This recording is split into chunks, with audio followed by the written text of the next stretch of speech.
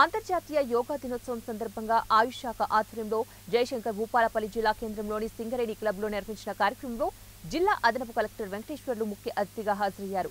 ముందుగా జ్యోతి ప్రజ్వలన చేసి కార్యక్రమాన్ని ప్రారంభించారు. అనంతరం ఆయుష్ శాఖ సిబ్బంది మరియు తదితర జిల్లా అధికారులతో కలిసి యోగా ఆసనాలు మరియు యోగా మెడిటేషన్ చేశారు.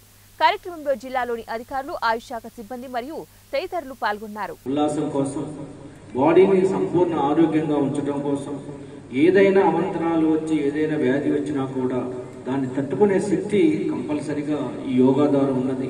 అది నిరూపితమవుతున్నది. యోగా డైలీ రెగ్యులర్గా చేసేవాళ్ళు, ఆసనాలు చేసేవాళ్ళు, లేదు క్రీడలు ఆడేవాళ్ళు, ఏ విధంగా చేసినా వాళ్ళకి, అదేవిధంగా ఏమి చేయని వాళ్ళకి కనుక మనం కంపారిజన్స్ రెండు విధాలుగా చూసుకున్నట్లయితే చాలా మార్పు కనిపిస్తుంది.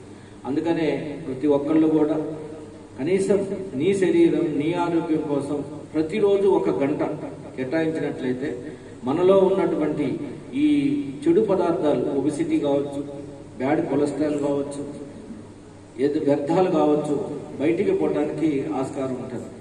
పొద్దున్నే 1 గంట మనం చక్కగా నడిచినట్లయితే బాడీ ద్వారా, శ్రమ ద్వారా, శరీరంలో వచ్చేటటువంటి చెమట ద్వారా చాలా పనికిరాని వ్యర్థాలంతా కూడా బయటికి పోతుంటాయి.